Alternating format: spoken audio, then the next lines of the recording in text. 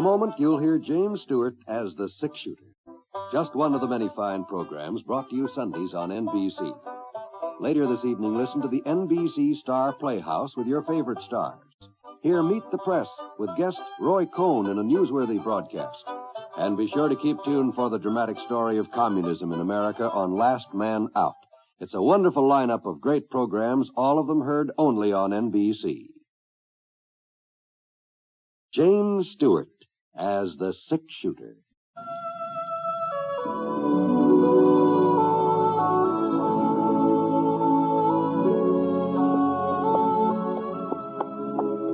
The man in the saddle is angular and long-legged. His skin is sun-dyed brown. The gun in his holster is gray steel and rainbow mother of pearl. Its handle unmarked. People call them both the six-shooter.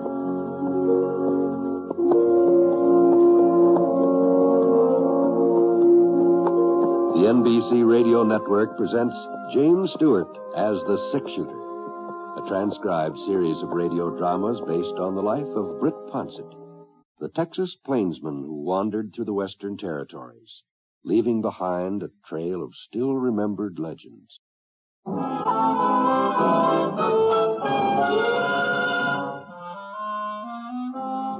I could tell he was a big man from the sound of his steps as he plowed through the trees toward where I was squatted by the fire eating my lunch.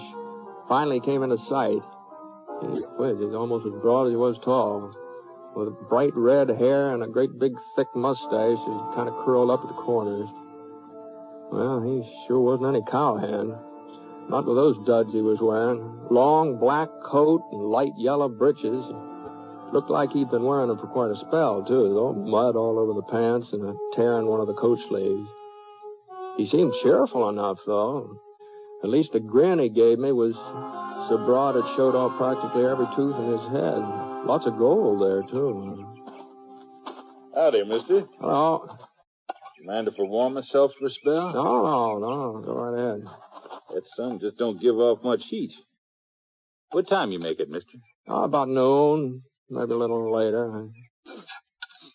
Hey, that grub sure smells good, don't it? Are you hungry?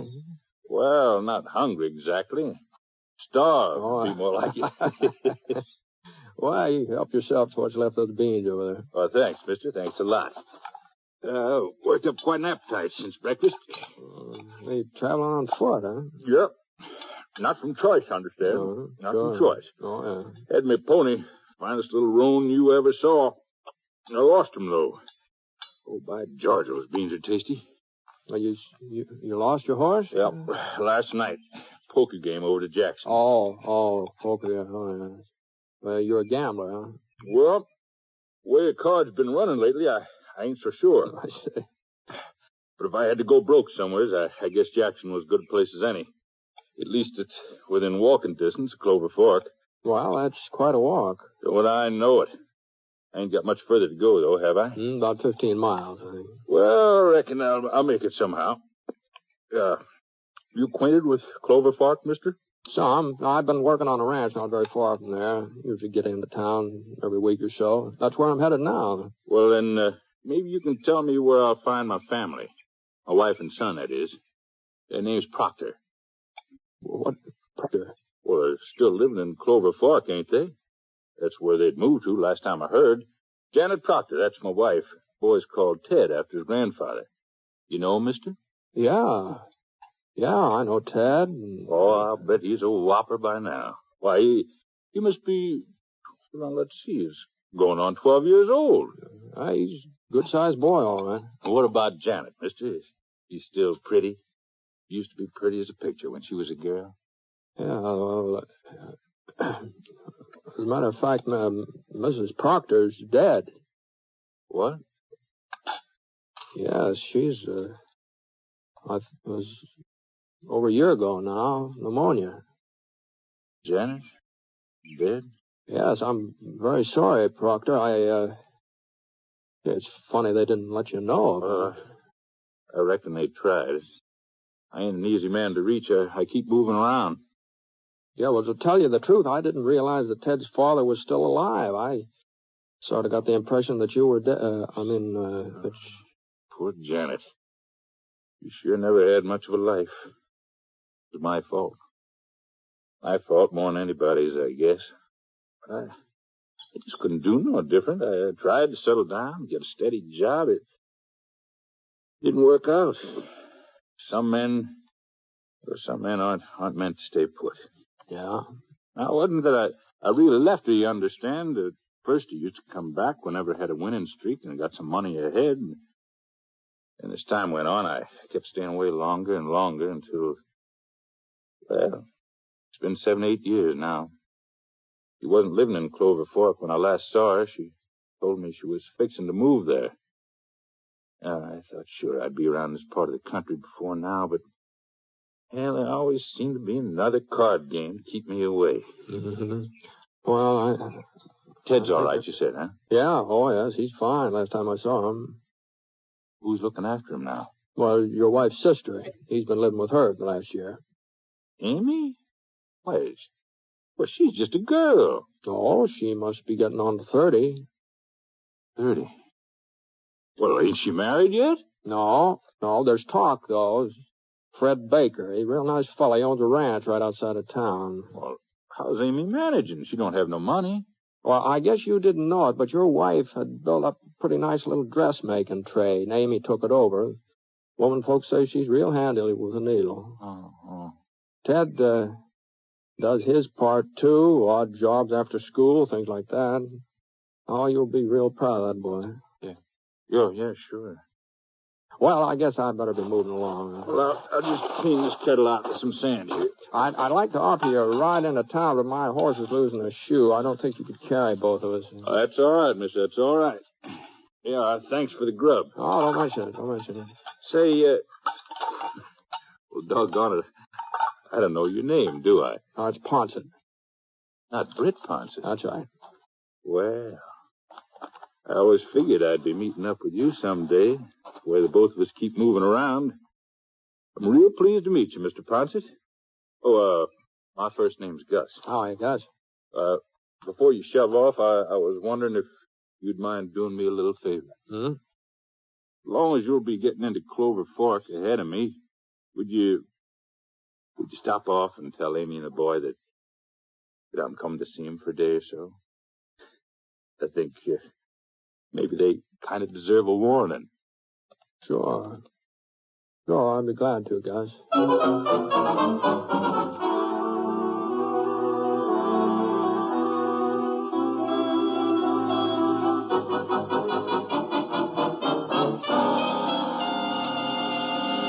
Fred, it isn't fair. He's got no right to come here. Not after all this time. Well, Amy, he's Ted's father. He was Janet's husband, too.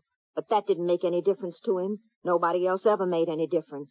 Now, all of a sudden, he remembers that he's got a son.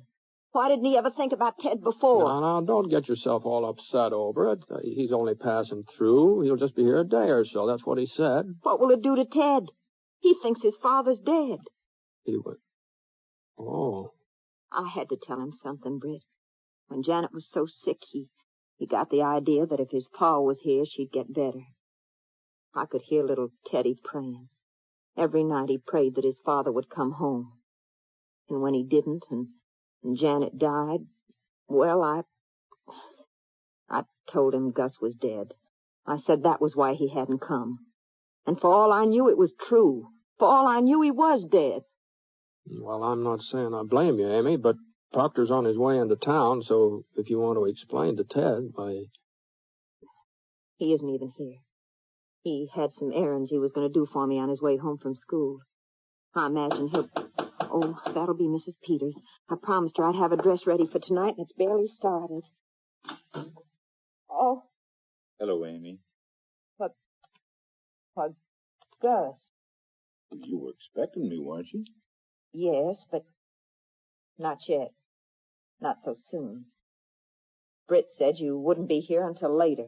Well, made better time than I expected. Sodbuster give me a ride in his wagon. Oh. Well, come in. Howdy, Mr. Ponset. Nice seeing you again. Hi, Gus. My. You turned out real pretty, Amy. Have I? Well, I think maybe I'd better be getting along. There's no reason for you to go, Britt. No, I have to get me a room for the night. Now, you and Gus have things to talk over. We don't have anything to talk about. Now, Amy, I know how you must feel. You don't know how I feel. You couldn't know. It wasn't pneumonia that killed Janet. When you left that last time and didn't come back. When she didn't even hear from you. That's what killed her. Well, I couldn't help myself. It wasn't that I didn't love Janet, but... Oh, go away, please. Leave us alone. Ted believes that you're dead. It's better that way. Believe I'm dead. Oh, don't make him go through the same thing Janet did. Always wondering where you are, always worrying about you. Let him go on believing you're dead. Amy, you shouldn't have. I won't, Aunt Amy. I got the black thread you wanted and a piece of soft material, but... Hello, Teddy. You remember Mr. Ponce? Oh, sure. Hi, Ted. Just fine, Mr. Ponce. Ted. Ted, this is... I reckon your aunt's forgotten my name, son. Can't say as I blame her, seeing as how we just met up. It's, Parker. George Parker. I stopped by because I used to be a friend of your pa's.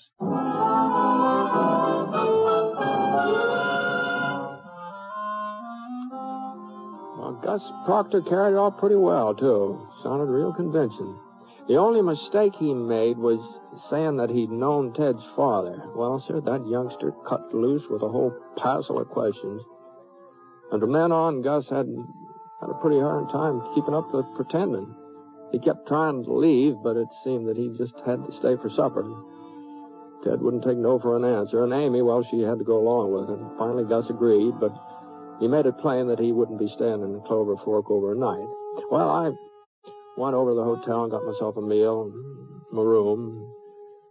Oh, Amy had invited me to supper, too, but I told her to make it some other time. After I'd eaten, I settled down in the lobby. The usual poker game was going on over in the corner. So I sat around for a while. And then just as I was getting ready to go upstairs, I saw Gus come strolling in. Good evening, Britt. I was hoping you'd not gone to bed yet. Yeah, well, I sure was thinking about it, Gus. How was the supper? Oh, it's first rate. Amy's a real fine cook. She's a fine woman, too, Britt. She's done a good job with the boy. Well, I never heard anybody say otherwise. You went on playing dead, huh? I must say I wrote myself a mighty pretty obituary. You did? Yeah. As far as Ted's concerned, he had just about the greatest father that ever lived. Mm-hmm. Why did you change your mind, Gus? Why didn't you tell him who you really were? Well, Amy was so set against it, and, I don't know, I figured maybe she was right. Ain't as if I was going to be with him or be hanging around town, but,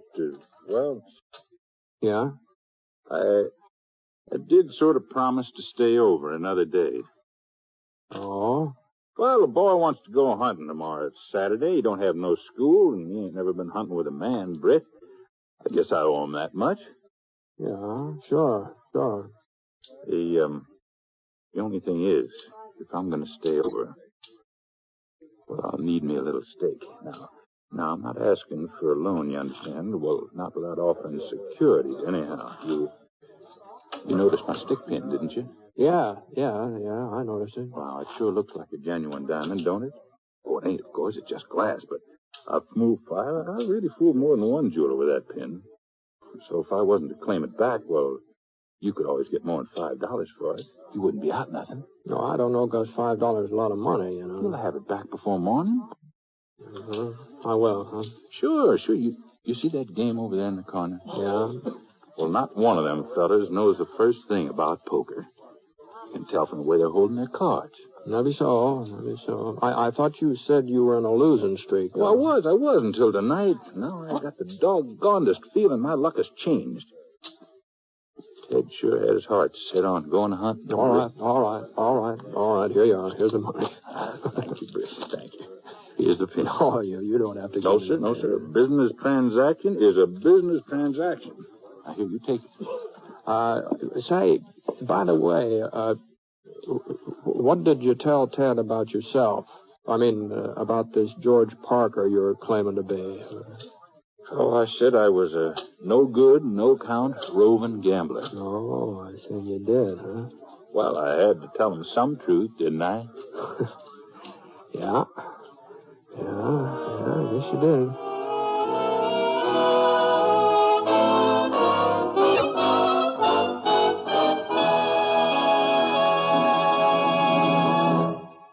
We'll return to James Stewart as the six-shooter in just a moment. But I'd like to pass on a word of thanks to you, our audience. Thanks from Jimmy Stewart, from our writer, Frank Burt, the entire technical crew, and our director, Jack Johnstone, for the warm, friendly letters we receive from you every week. It makes us feel that you are somehow sharing the pleasure that is ours in bringing you the six-shooter. We only wish it were possible to answer them all individually, for we appreciate hearing from you more than you may realize.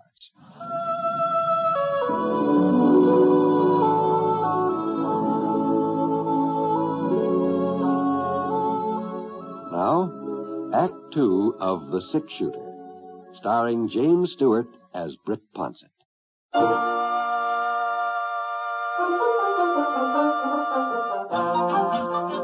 Well, Gus paid me back first thing next day. And he had a whole lot more than $5 in his pocket, too. Plenty of silver and a roll of bills.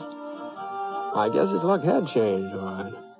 He was all fixed up to go hunting when I saw him, wearing some new breeches and a flannel shirt, carrying a couple of first-class rifles under his arm.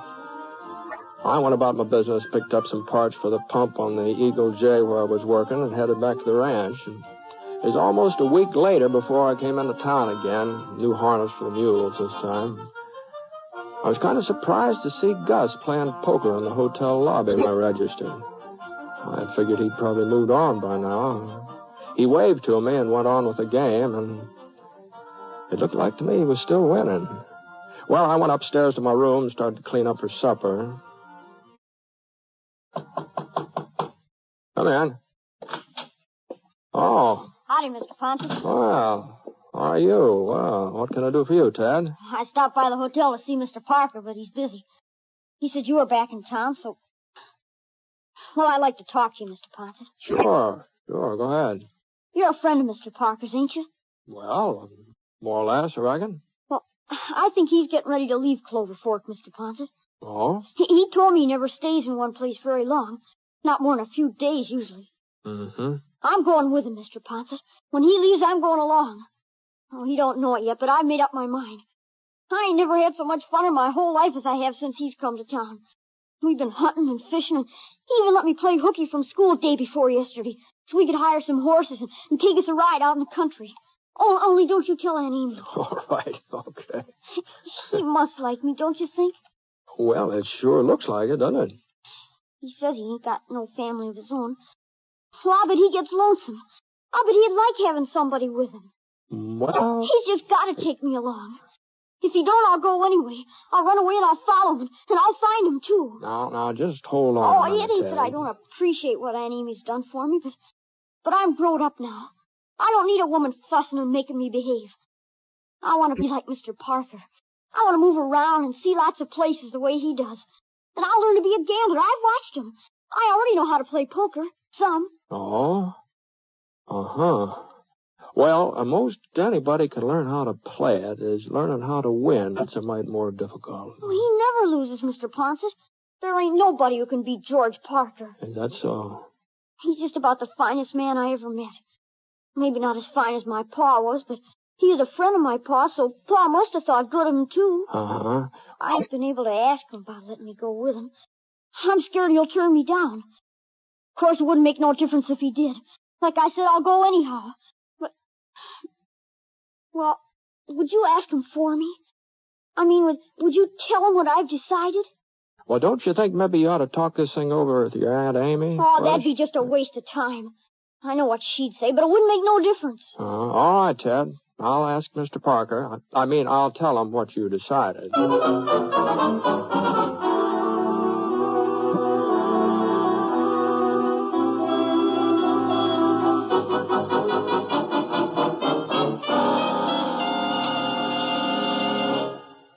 I'll be doggone. So he wants to go off with me, huh? Well, I guess that proves something. Ted's my son, all right, and I guess maybe somewhere down deep inside, he knows it. Maybe so, Gus. Maybe so. I don't know why I never thought of it myself. Well, ain't no reason why I shouldn't take him. Oh, I sure don't know of any. Why not? When I was his age, I'd already left home. He'd just be following in my footsteps. Except in this way, I'd be around to look after him. Yeah, and he's a pretty big boy. He must have had some schooling by now, probably enough. More than likely enough. Well, now, I don't know about that. Well, of course, it won't make much difference, Gus, as long as he's going to be a gambler. What? Oh, yes. That's what he's set his mind to being, a gambler. Well, he ain't going to be no gambler, Britt. You think I want Ted to have the kind of life I've had? You think I'm proud of myself? Man wants his son to do better than he's done. Any man wants that. Of course he does.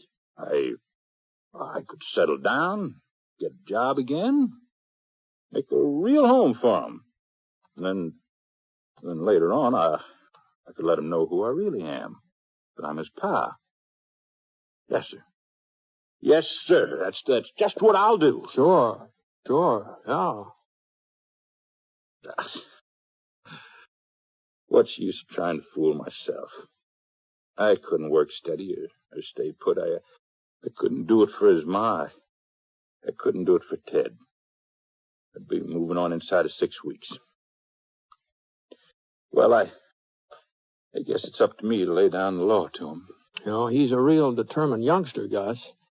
He told me he'd run away and follow after you no matter what, and I believe him. Oh, he'd come back to Amy soon enough. You know, you didn't come back when you were his age and you ran away, did you? Well, he ain't me, and he ain't going to make the same mistakes I did. Well, maybe a good talking to will set him straight. But right now, you're his idol, Gus. Finest fellow that ever lived. Next to his dad, of course. He said that? That's what he said. Britt, I can't be nobody's idol. And I don't want nobody following my example, least of all my own boy. I'm getting out of town tonight. Right now. Now, you know, kids have pretty good memories, Gus. Some things they never forget. And some people, too. Even after you're gone, he'll still want to be like you. No, he won't. Not if I... Hey, look, it's still early yet. I'll have time for a couple of hands of poker before I go. You don't play, do you, Britt? No, not very much. Sometimes I kind of enjoy watching.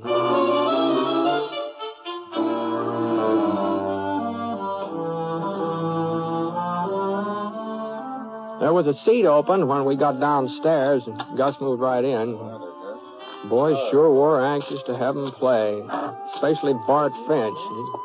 Seems he'd lost quite a bit during the last week, and he wanted a chance of getting some of it back.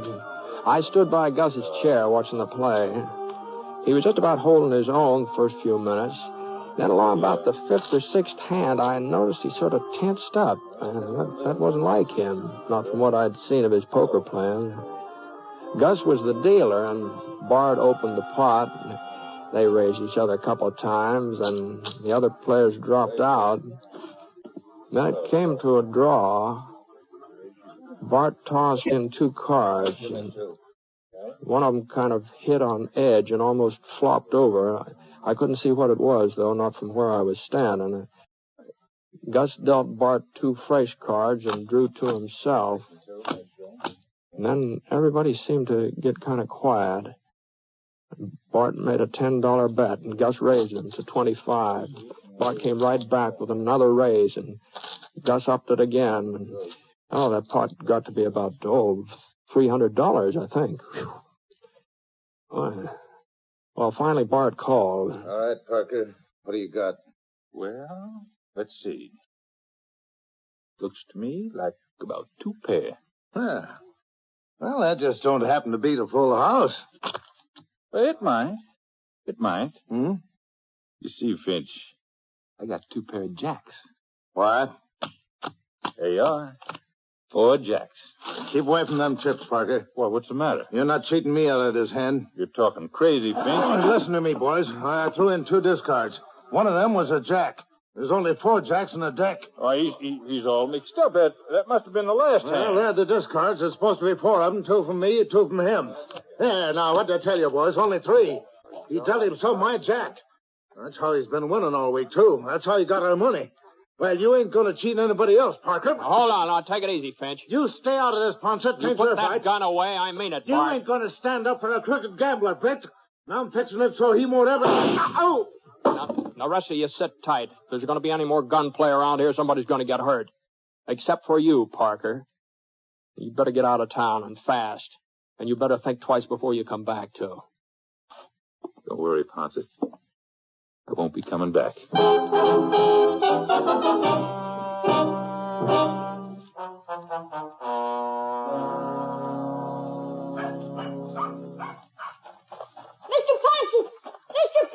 Hmm? Oh, hello, Tad. I've been looking all over for you. It ain't true, is it? What they say about Mr. Parker? He didn't cheat at poker. He couldn't have. No, I'm afraid that's how it looked. I don't believe it. I won't. He isn't that kind of man. He just isn't. They Well, even say that you told him to leave Clover Fork and not to come back. that's right. Honest, Mr. Ponce? That's what I told him, Ted. You mean it really happened, what I heard? It happened all right. Ooh, to think I wanted to go with him. I wanted to be like him. I must have been loco. Why, a man who cheats at cards, he's lower than a snake even. Mm-hmm. Well, maybe Mr. Parker had a reason for what he did. There couldn't be no reason. Not for something like that. I wish I'd never heard of him. And I don't think he was a friend of my Pa's either. I don't think he ever knew Pa at all. Pa wouldn't have had nothing to do with a skunk like him. No, I don't know about that, Ted. Well, I do. Uh-huh. Look, maybe you ought to head for home. Your Aunt Amy will be worrying about you, don't you think? Yeah, you bet. You know, Mr. Ponce, I ain't ever gonna leave her. Oh, someday you will. But not for a while yet. Not for a while yet, Ted.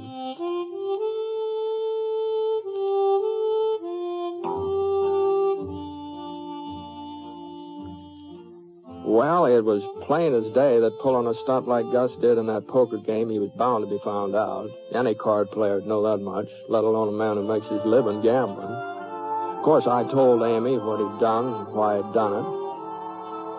You know, he wanted to tear down that idol Ted had built up.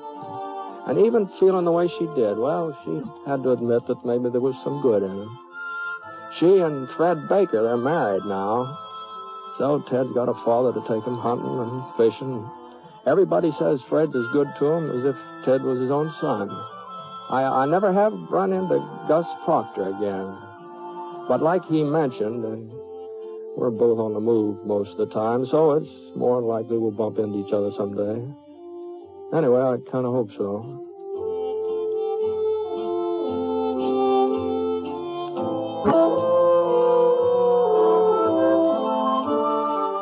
The Six Shooter is a transcribed NBC Radio Network production in association with Review Productions. It is based on a character created by Frank Burt and is written by him. Mr. Stewart may currently be seen in the Universal International picture, The Glenn Miller Story. Others in the cast were Shirley Mitchell, Dick Beals, Barney Phillips, and Robert Griffin. Special music for this program was by Basil Adlin, and the entire production is under the direction of Jack Johnstone. All characters and incidents were fictitious, and any resemblance to actual characters or incidents is purely coincidental. By the way, you'll be interested in knowing that the Six Shooter has been chosen for broadcast to our men overseas through the facilities of the Armed Forces Radio Services. This is John Wall speaking.